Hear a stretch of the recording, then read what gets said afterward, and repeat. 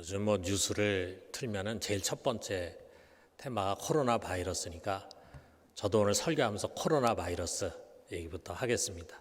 이게 전 세계로 퍼지면서 지난 주일까지만 해도 이 정도가 아니었는데 한 주 사이에 갑자기 이렇게 세계적인 이슈가 됐습니다. WTO에서 국제 공중보건 비상사태를 선포하게 됐어요.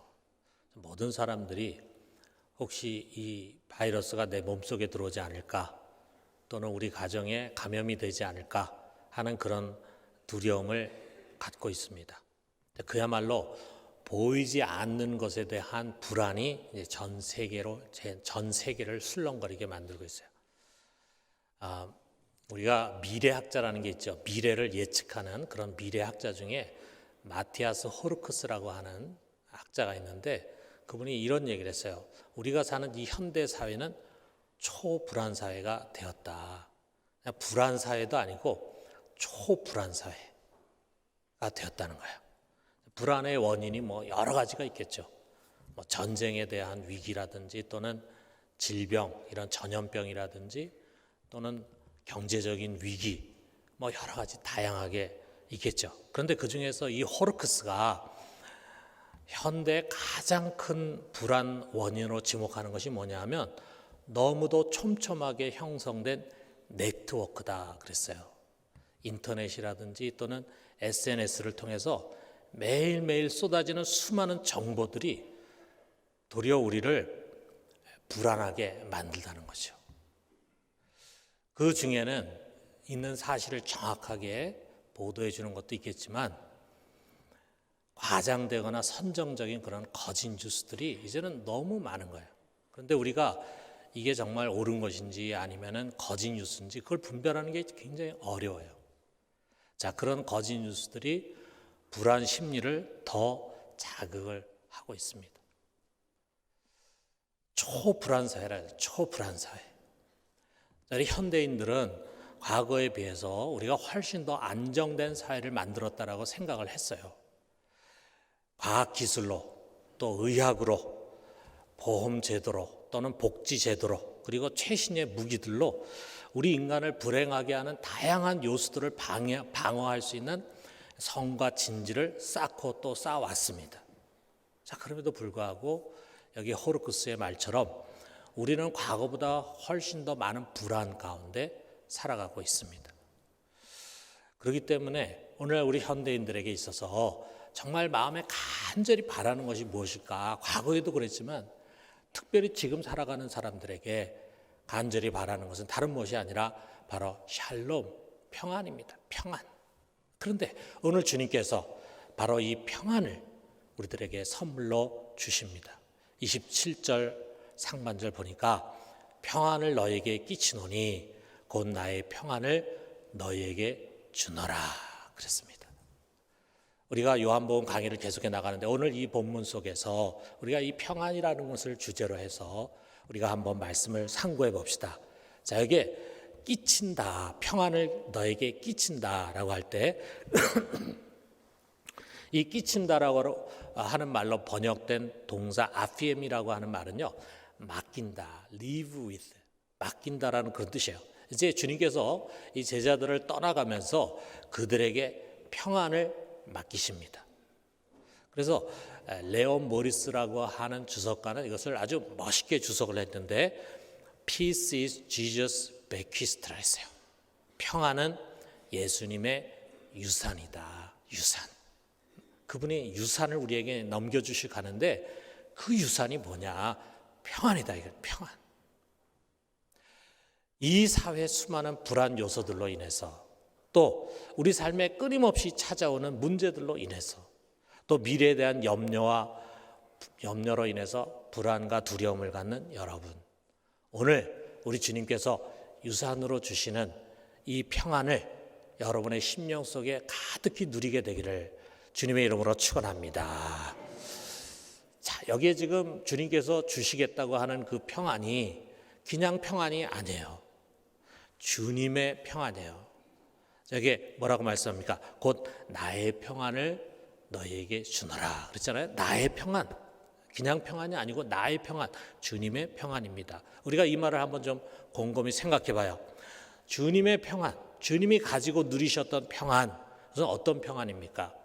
또 우리 성경의 사건을 한번 회상을 해봐요. 자, 예수님이 제자들과 함께 이제 배를 타고 갈릴리 바닷가를 지나갑니다. 처음엔 잔잔했는데 이 바닷가 중간쯤에 갔을 때 갑자기 강풍이 몰아쳤어요. 거센 바람과 파도 가운데 배가 막 뒤뚱뒤뚱 거리더니 물이 막 배 안으로 들어옵니다. 그러더니 얼마 뒤에 배에 물이 가득 차게 됐어요. 이제 이 배가 침몰할지도 모릅니다. 자, 이런 상황에서는 누구든지 다 무서워하고 두려워할 수밖에 없잖아요. 자, 제자들은 죽음의 공포 가운데 물도 막 퍼내고 그랬겠죠. 이리 뛰고 저리 뛰고 하다가 도저히 안 될 것 같으니까 주님을 찾아갔는데 그때 마침 주님은 배 후미에서 깊은 잠이 들었습니다. 이 제자들이 주님을 깨우면서 울부짖습니다. 우리가 죽게 된 것을 돌아보지 아니하시나이까. 그러자 주님이 한 점의 두려움도 없이 일어나시더니 광풍을 향해서 꾸짖습니다. 잠잠하라, 고요하라. 그러니까 그 바람이 잠잠해졌어요. 그랬을 때 주님이 제자들을 향해서 또 꾸짖는 말씀을 하십니다. 마가복음 4장 40절에 보니까 어찌 이렇게 무서워하느냐, 너희가 어찌 믿음이 없느냐 말씀하시는 거예요. 누구나 이러한 상황에서는 무섭고 두려워할 수밖에 없는데 주님은 하나도 두려워하지 않아. 이 큰 광풍과 배가 그야말로 물에 잠길 만한 위기 가운데서도 그는 평안합니다. 완전한 평안이죠. 퍼펙트 피스죠. 여러분, 이것이 바로 우리에게 주려고 하는 주님의 평안입니다. 이것은요, 이 세상이 줄 수 있는 것과는 전혀 다른 차원이에요. 그래서 주님 말씀하셨어요. 27절 하반절 보니까 내가 너희에게 주는 것은 세상이 주는 것과 같지 아니하니라 그랬어요. 여러분, 세상에도 평안이라는 말, 평화라는 말을 쓰잖아요. 근데 세상이 주는 평안은 어떤 것인가? 여기 평안 또는 평화로 번역이 된 헬라어 에이레네라고 하는 말은요, 그 당시에 어떤 뜻이냐면 전쟁이 없는 상태를 가리킵니다. 이것이 세상이 주는 평안의 의미예요. 다시 말해서 세상의 평안은요, 불안과 위험 요소가 없는 데서 주어지는 평안이에요. 불안해할 이유도 없고 그 다음에 두려워할 이유도 없는 그런 좋은 환경 속에서 갖는 평안, 그건 평안이라 이거예요. 그래서 전염병도 돌지 않고 전쟁의 위험도 없고 나를 대적하거나 괴롭히는 사람도 없고 또 재물이 풍족해가지고 가난해질 것을 두려워할 이유도 없고 그리고 시험되거나 거침될 만한 것이 없는 그런 환경, 그런 상황 속에서 오는 평안이에요. 여러분, 그런 상황 속에 있다면 평안하지 않을 사람이 누가 있겠어요? 자, 그렇기 때문에 우리 사람들은요, 누구나 다 평안을 원하잖아요. 평안을 원해. 그래서 그런 문제가 없고 평안한 환경을 갈망하고 그것을 만들려고 애를 씁니다. 그런데 유감스럽게도 그런 환경은요, 얻기는 매우 쉽지만, 얻기는 매우 어렵지만 깨지기는 매우 쉬워요. 우리가 아무 문제 없고 걱정할 것이 없는 그런 환경을 갖는다는 게 얼마나 어렵습니까? 그런데 그것을 가졌다 해도요, 금방 그것이 깨져버립니다. 왜 그렇습니까? 이 세상은 시험과 궁핍으로 가득 찬 광야이기 때문에요. 여러분, 예수님의 평안은 그런 평안이 아닙니다. 여러분, 예수님께서 처했던 환경 우리가 잘 알잖아요. 평안한 환경이 결코 아닙니다. 누가복음 9장 58절에 보면은 예수께서 이르시되 여우도 굴이 있고 공중의 새도 집이 있을 때 인자는 머리를 둘 곳이 없도다. 짐승도 자기가 거하는 집이 있는데 나는 집 한 칸 없다. 예수님은 아무것도 소유하지 않는, 의지할 만한 재물이 없는 가난한 분이셨어요. 또 그 주위에는 물론 많은 사람들이 몰려왔는데 그를 좋아하고 따르는 사람도 있었지만 그를 이해하지 못하고 그를 비판하는 사람 많이 있었어요. 가족들까지도 그를 이해하지 못했습니다. 더더구나 그 당시에 이스라엘의 신앙의 지도자라고 할 수 있는 바리새인들은요, 예수님의 입에서 나오는 그 말, 그 꼬투리 잡아가지고 예수님을 고소하기 위해서 눈을 부릅뜨고 예수님이 한 말을 귀를 기울여 들었다 이거예요. 저 사람 혹시 무슨 말 실수하지 않을까? 그러면은 그거 가지고 고소해야 되겠다. 이런 생각을 가진 사람들이 주변에 많이 있었다 이거예요.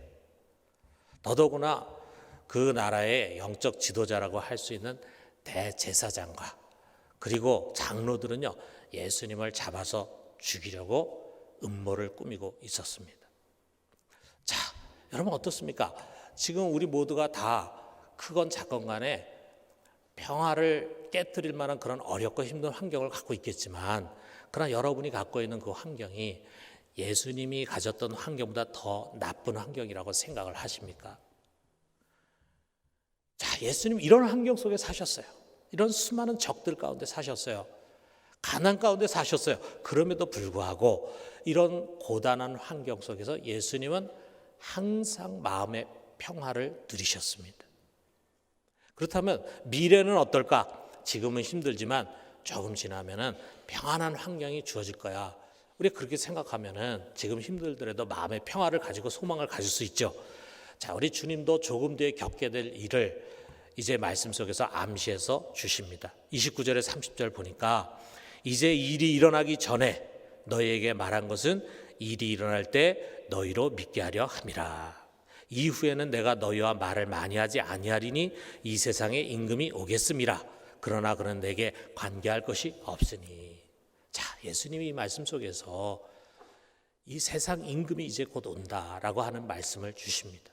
자, 세상 임금, 그는 어둠의 왕이에요. 그는 사단이에요. 마귀예요.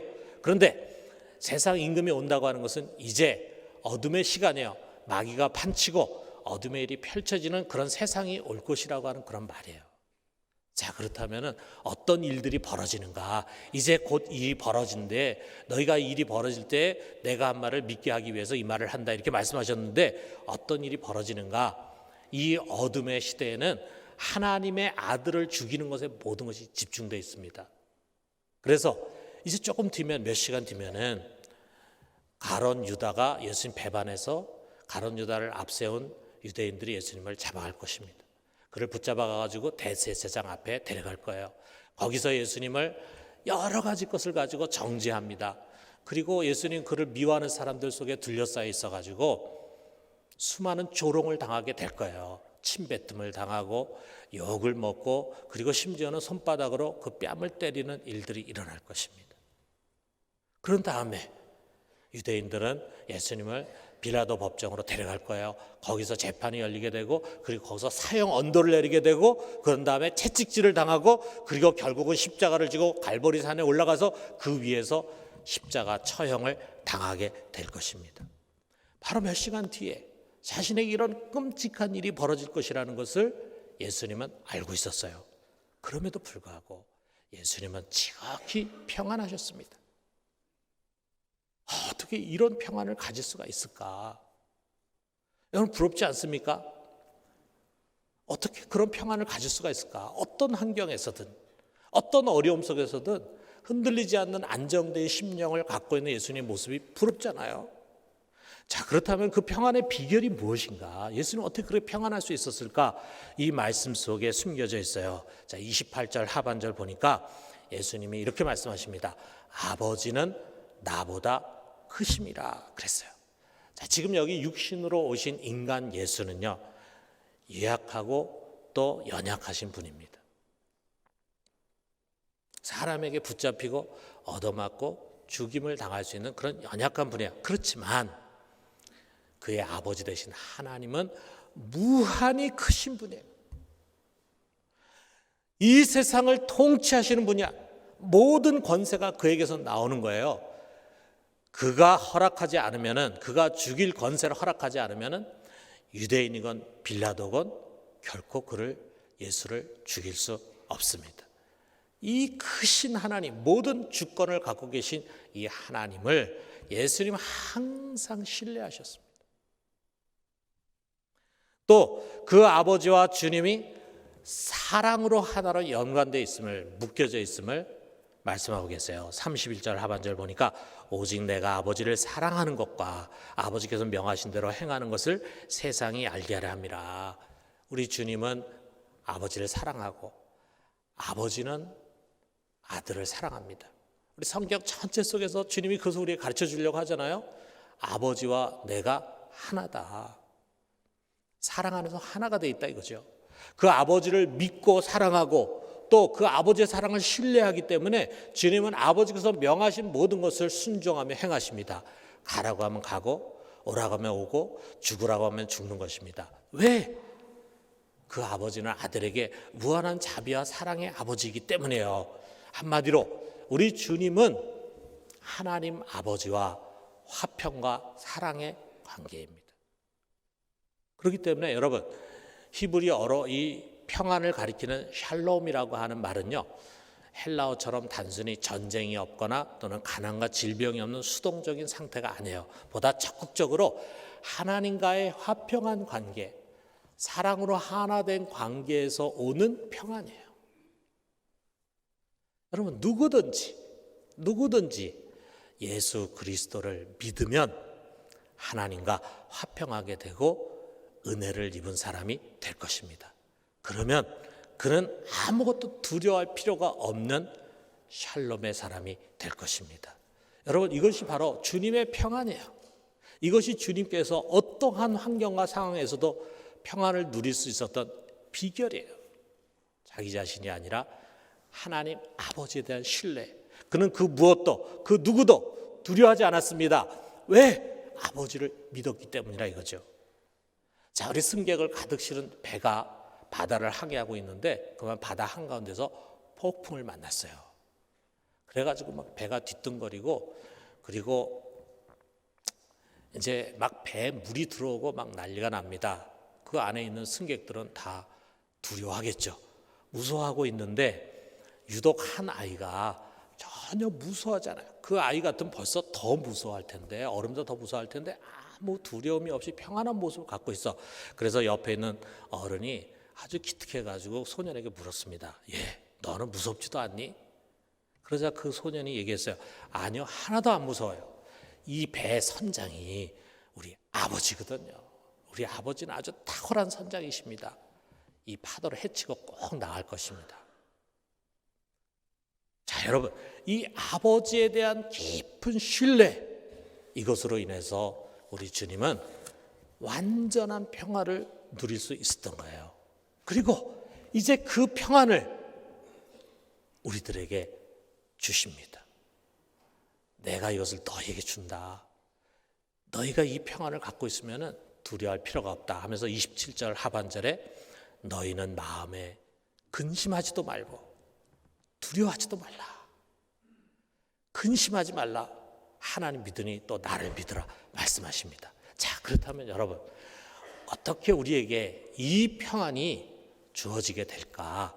어떻게 주어지게 될까? 어떻게 주님께서 나의 평안을 너에게 준다 말씀하시는데 어떻게 주어질까? 그 열쇠가 바로 보혜사 성령에게 있어요. 여러분, 여기 28절 상반절에 예수 이런 말씀하십니다.